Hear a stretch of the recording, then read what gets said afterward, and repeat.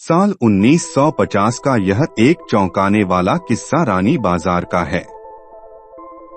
यहाँ रामप्रकाश रहता था, जिसकी बेटी को 5 साल की उम्र में कैंसर हो गया। कई डॉक्टरों को दिखाने और इलाज कराने पर भी उसमें किसी तरह का सुधार नजर नहीं आया। होते होते एक रात कैंसर ने उसकी जान ले ली। उस बच्ची की जान रात को करीब 1 बजे गई थी। उसी रात को पास के ही एक गांव की महिला मोहिनी को एक ट्रक ने टक्कर मार दी थी। मोहिनी के परिवार वालों ने पूरी विधि के साथ उसे अंतिम विदाई दी। अब बच्ची के परिवार वाले भी उसे दफनाने के लिए जंगल की तरफ निकले। जंगल जाते समय अचानक से उस लड़की के शरीर में हलचल हुई। सभी हैरान हो गए कि मृत लड़की का शरीर कैसे हिल रहा है। थोड़ी ही देर में लड़की जिंदा हो गई और उसके परिवार वाले खुशी खुशी उसे अपने साथ घर ले आए। किसी को इस बात की भनक नहीं थी कि उस लड़की के अंदर उसी रात ट्रक से टकराने वाली मोहिनी की आत्मा घुस गई थी। बच्ची जब से मौत से लौटकर आई थी, तब से ही उदास और चुपचाप एक कोने में बैठी रहती थी। एक दिन उसकी माँ ने उसे खुद अपने हाथों से खाना खिलाया और मामा के घर लेकर जाने की बात कही। खाना खिलाकर उसे अच्छे से तैयार करके वो उसे अपने मायके ले गई। रास्ते में वो बच्ची जैसे ही उस ट्रक के हादसे वाली जगह पहुंची, तो उसने अपनी माँ को कहा कि मेरा गांव इधर है। माँ ने उसकी बातों पर बिल्कुल गौर नहीं किया और उस बात को हंसी में टाल दिया।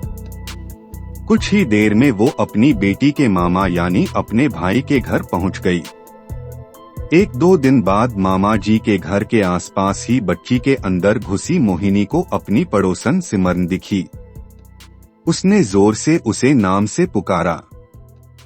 सिमरन ने पलटकर देखा तो एक छोटी बच्ची थी।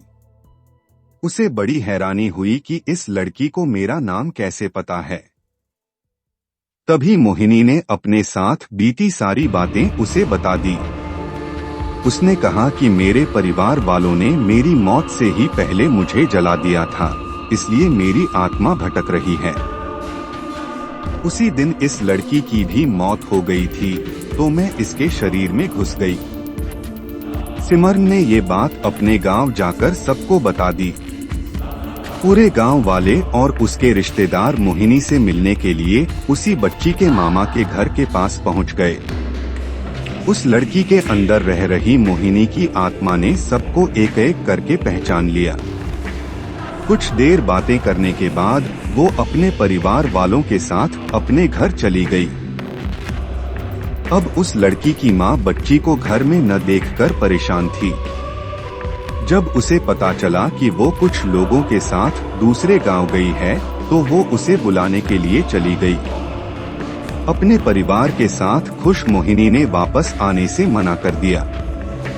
पास के ही लोगों ने उसे समझाया कि तुम्हें दोनों परिवार के साथ रहना चाहिए, इससे सभी को खुशी मिलेगी।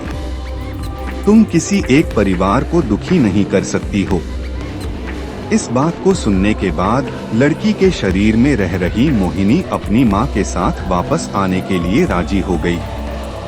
अब वो दोनों परिवारों के साथ खुशी खुशी रहने लगी। कहानी से हमें ये सीख मिलती है कि जल्दबाजी में किया गया है कार्य अधूरा रह जाता है, इसलिए कोई भी कार्य करने से पहले उसे अच्छे से